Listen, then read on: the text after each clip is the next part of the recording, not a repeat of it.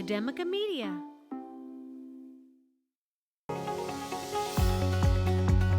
You are listening to Charter School Superstars, bringing you the voices of an education revolution. Welcome to the show, everybody. I'm Ryan Kairalla from Doral College. Our guest this week on the program is the faculty executive producer of Slam Radio, the first SiriusXM satellite radio station run by high school students. Slam Radio is operated out of the Slam Charter School campus in Miami, and our guest is one of the key faculty members in charge of the program. You can find out more about his work by visiting www.slammiami.com. We are happy to welcome Frank Fernandez onto Charter School Superstars. Hi, Frank. Hey, Ryan. Good morning. Thank you so much for having me on.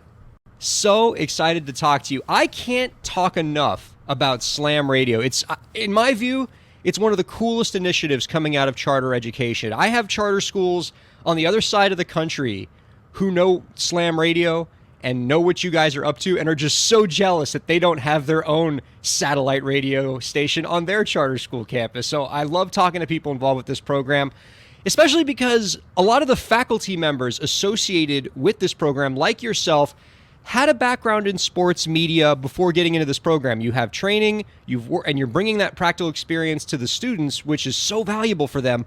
Can you tell us a little bit about your background in sports and sports media that brought you to Slam Radio? Yeah, so, my story begins maybe about 15 years ago. I wanted to actually it's funny enough because my life has kind of gone full circle. I actually wanted to start becoming an educator before everything happened. As I started as I started diving into sports radio and stuff like that, I'm like, hold on a minute. I don't know if education's my way. I think I want to go more towards the sports way. So I got into doing a lot of radio production, learning radio, learning the game, learning how everything goes. I ended up forgetting about education school-wise, and I went towards media school-wise, and I kind of got that taken care of. I had a couple radio gigs doing different radio things until this wonderful opportunity came around. Larry Millian finally gave me a call. I had been working with him for quite some time, and he told me about this opportunity to produce and run the first national student radio station ever, and I told him that let's see what this is all about. Man, I want to hear more from you about what this is all about, because it just blows my mind. I want to hear about the day-to-day experience of working with students. What about that experience has been most surprising for you? Because it isn't like working with typical radio employees. They have different needs. They have different talents and abilities. Can you reflect on that a bit for us? So I think the biggest surprise for me was finding a niche for them to be attracted to. So, we always just think they're like, oh, cool technology, everybody's just going to jump to it, especially these students. Slow down a little bit, because especially when you walk into a production room, there's a lot of buttons, there's a lot of screens, there's a lot of lights jumping around that you might walk in, take a deep breath, and be like, holy cow, hold on, I don't know if this is for me. This is a little overwhelming. So that definitely was a little surprising because I thought they were going to jump into it a lot easier than what they did. It's become more tiptoe around, trying to find something that they really like. And to be honest, it's not even finding something that they like. It's more about boosting their confidence. I found out that drives you through life, through everything. It's all about confidence. If you don't have the confidence, you're not going to be able to get towards your goal, towards where you want to get to. And after they started getting confident with the board and stuff like that, now all of a sudden they turn on the microphone with themselves because they have the access to it. And now they don't, I don't want to say shut up, but I'm going to have to say shut up. They don't stop talking. They love being a part of it. And now the shows have kind of morphed. We've been on 2 years and a couple months. And the sound of the show, the sound of the station has morphed because 2 years ago you had very subtle, quiet, scared students trying to get on. Now you have super confident, super outgoing students, and they don't even sound like the same students that they were a couple years ago. So it sounds like you're not just trying to build radio professionals out of this program. You're trying to create fully confident, self-actualized human beings. So even if the students who go through your program don't want to have a career in broadcasting, you're just trying to make sure that these students graduate with more self-confidence, with more ability to advocate for their needs and wants and desires. And the skills that they're taking from this program, I would assume, are skills that can transfer to other professions as well. So we can't expect to walk into work every day and have a roster of 150 students and expect 150 students to become Walter Cronkite. Like, that's impossible. Absolutely impossible. So what we've kind of figured out as the program goes along, you go to school and there's students that take classes just to take a class, just to kind of go along with it, and they just kind of just do what they have to do, and it gets them to the next step. This class, instead of trying to teach you, it has to be about radio. This class is about life. And this class is about taking the aspects and the pieces that you need to put on the everyday world into your repertoire. So it's all about life. It's all about confidence. It has nothing to do with radio, even though we're teaching radio. As funny as that sounds. Well, in that regard, since you're getting the opportunity to mentor so many kids, to make them more self-actualized, happier human beings, is there a particular experience working with a particular student, without necessarily mentioning their name, of course, that you're most proud of, where you hang your hat on and say, this has made everything, all the work that I do, coming in early, doing this radio show, this is what makes it worth it? So there is a couple. I'm trying to narrow one down right now on the top of my mind. And I know that's the hardest challenge, right? Just picking one. Yeah. So, wow, and it's happened recently too. Okay, so perfect. So, a couple weeks ago, we had Daniel Suarez in studio. So Daniel Suarez is a NASCAR driver for Pitbull's team. And we had so we're always preaching. We always have little press conference and stuff like that, so we can kind of get you in the position from when. I'm sorry, Ryan. So I'm trying to get him into the position of like surprise, the element of a surprise, the element of there's a guest coming in and you have to research them very quickly to be able to ask them educational questions. So we had Daniel Suarez come in. Nobody knew who Daniel Suarez was until Monday morning, at least at Slam. Daniel Suarez is a NASCAR driver. Sunday night, he raced at Homestead. Monday, they brought his car over to Slam, and they kind of had it shown, and for everybody, the car would turn on. The entire block heard the car because of how loud the car was. So we're have one of our classes in studio, and all of a sudden, we have somebody come up and say, hey, we have Daniel Suarez coming up. We're going to have a press conference. Just wanted to let you guys be ready.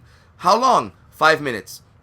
Excellent. So I get my students and I go, guys, jump on Google, start finding out who Daniel Suarez is. Now, as a teacher, as an instructor, as a mentor, it's a very nerve-wracking position to be in, because all of a sudden this professional is going to be coming in and your students are going to be asking him questions. And the hype has been built that your students run this radio program and they know what they're doing and what is going to happen.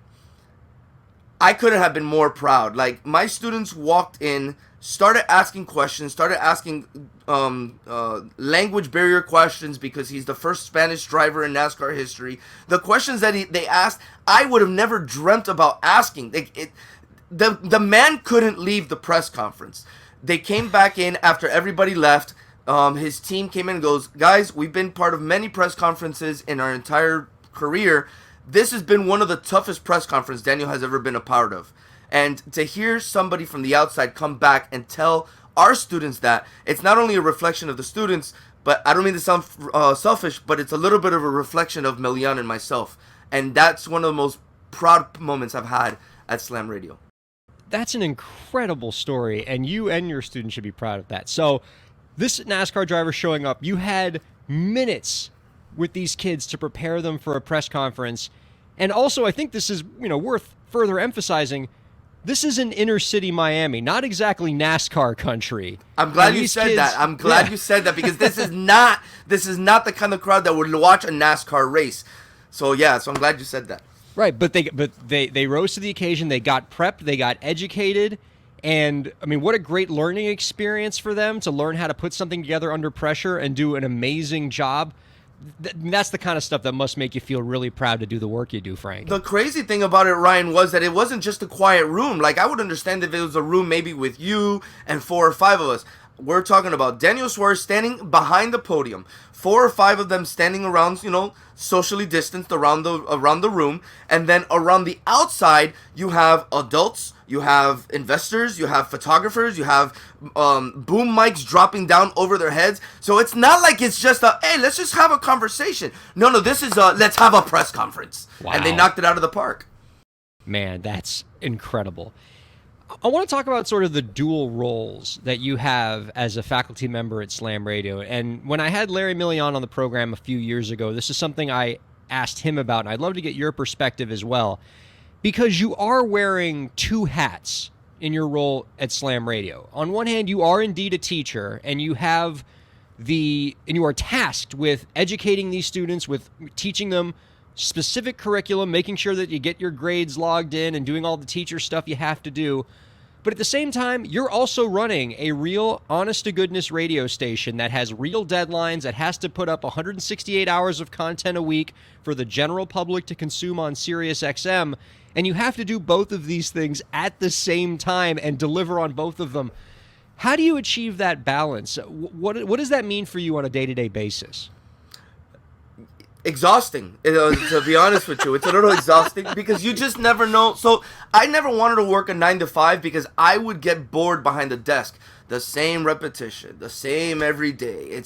It got old after 3 weeks of actually thinking about doing it. It got really old. So I wanted to do something that was always on the move. I found Slam Radio, not radio. I found Slam Radio, and that absolutely is what happens, because not only are you going in every day and you know that you're talking about different things, different stories happen, different conversations, different topics have to be discussed, but you're coming in with a group of 150 to 200 students pre-COVID. Now it's a little different now post-COVID, and I'll get to that. But pre-COVID, when the school was full, you have about 150 individuals, you have 150 personalities, and that's already something that you're going to have to juggle. On top of it all, now you have to be able to do a radio show, be able to run a radio station, and at the same time kind of step over here and do it live, but at the same time kind of a mentor, teach, and assign all at the same time. So it gets a little tricky. Now, you spoke to Milian pre-COVID. Now, during this COVID period, we had a moment that Larry and I looked at each other and we're like, what are we going to do? Because not only are we at the radio station and we're already going through COVID testing and things like that to make sure that we're all okay to be around people. Now, how do you get students that are all at home to participate in a radio program? Not only a radio class, but a radio show, because we all know that in show business, the show must go on. So we got Zoomed introduced to us, and your classes are going to be done through Zoom, and you're going to be doing all this. So it took us 2 or 3 days, and I guess a light bulb went off in my head. And I go, Milian, I think we're going to be able to integrate the classroom stuff and the radio stuff together all at the same time. So they call me MacGyver around the station because for whatever reason, I always kind of take 2 pieces of steak, tie them together, and it comes up to be a ninja star, let's just say. So I was able to integrate our system, audio and video, to be put through the station. So now whenever we would do a radio show, the students would be able to hear the live radio feed through their Zoom speakers. And as they speak, all of their voices, all of the audio come out through the show. Not only that, when you spread it up in the gallery form, now all of their beautiful faces that are in class, ready to be attentive, to learn, and be so eager to start their day, are now all over the internet, all over America, the world, because now everybody's tuning into Good Morning Amigo, and not only are they listening to Milian and Frank the Tank, they're also now listening to 20, 30 students at a time, and a different perspective of class. And that also gave a great spin to it, because since our show is 4 hours long, and there's 3 to 4 classes that kind of switch in between our show, so we were already a little creative how it was where we did our commercials in order to kind of do the swap of classes. But since that's whenever you have a topic you're discussing, an hour goes by, gotta take a break. They know that a new class is coming up. So now there's 20 new faces showing on the screen, and there's a completely different perspective and a completely different angle to the conversation. That's mind-blowing. I mean, just to give you some perspective on this, Frank, this is something that at a much more micro level, Academica Media, this network, has had to deal with. We used to have a really cool little studio in South Miami that Academica built for us, and we made podcasts out of it, and it was fun. And then COVID hit, and we had to move everything online, and that's why we're doing this now on the StreamYard platform. And we had just 3 podcasts that we do regularly, and we have some other stuff that we do more sporadically. And just moving 3 measly little podcasts to completely remote was like moving a boulder up a hill. I can't even imagine what it means to move an entire satellite radio station with hundreds of students and a full week's worth of programming 24/7 onto remote. That's incredible. I mean, I hope you guys are just your wrists are hurting from patting yourselves on the back as much as you should be. So I mean, things happen for a reason, and like the 2 years before coming up to COVID, we had already started putting fundamentals down, started building foundations in order. We didn't expect this to happen. So we had a group of editors, we had a group of advanced students that we know that we can kind of throw some to their plate and they can kind of handle it. With the wonders of technology and the wonders of Dropbox, I just have to save a file to one little area and it automatically appears on their computer. So it was very easy to transfer files from one person to another. So we would get our class to record an assignment. Let's say everyone record today the earthquake in Miami. It happened a year ago. So I'll talk about the earthquake in Miami. So everybody kind of gives a minute to 2 minutes. We send all this footage, audio, to our team of editors, and then our editors at home, using all their tools, or their student tools, were able to put these together, put it in the same Dropbox, and it would appear on my end. So now we have new programming going on, and we are able to keep the station together. We also had some new shows that we brought in professionals around the industry, and we assigned an advanced student to each of those shows, or a couple of advanced students to each of those shows, and we had them as the producers. So now they're recording with these professionals through Zoom. They're sitting in the back and behind the scenes on Zoom. When the show's over, they're taking the show, editing the incomplete thing, posting it on the podcast station and our podcast network. It's incredible. It's incredible. And I love the little shout out at the end where you talked about the role that technology playing to make all this happen, all these different platforms you guys are using. Really, really cool. Ryan, Frank Fernandez, real quick, everybody. think about it. If this pandemic happened in 1996, where would we be? I mean, 2 tin cans and a string, basically. It's incredible. You can find out more about our guest work by visiting slammiami.com and just Google Slam Radio, and you will see so much amazing coverage about what the local and national media are saying about this incredible student-run radio station. Frank, before we let you go, one last question. If with the snap of your fingers you could make any change to the education system, what change would it be? We need to teach more classes about life. I think we're wasting too much time. I don't want to sound wrong, so I think we're wasting too much time teaching way too much science, way too much history, way too much math, way too much subjects that there's students that don't use at all. Geometry is a subject I'm going to think off the top of my head. I mean, I wanted to go into education and radio, like where are shapes and acute angles and things like that kind of play a role in my life. So I don't mean to knock any sort of subject, because I know there's an importance to every subject that we have. But I think we need to teach more about life, more about balancing a checkbook, more about what happens if you get into a car accident, taking certain steps. We kind of get pushed out into life at 18 years old, and we're expected to know everything, which in reality we don't. Even at 38 years old now, like there's still things that I'll call my mom and my dad to. I'm like, how do you handle this? Because I was never taught this.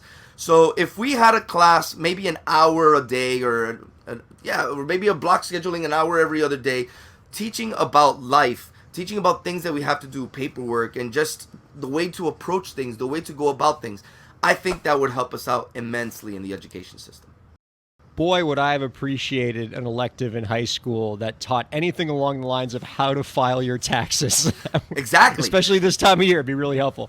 Great stuff, Frank. This has been an absolute treat, my man. Thank you so much for talking with us this week. Thank you so much for having me on. It was amazing. Had a great time.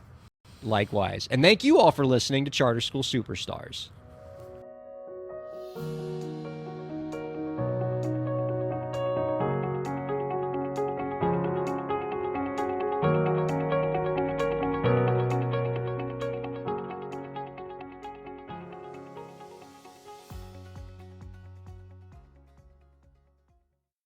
views expressed on the preceding program have been those of the hosts and guests and do not necessarily reflect the views of Academica, its clients, staff, affiliates, or advertisers.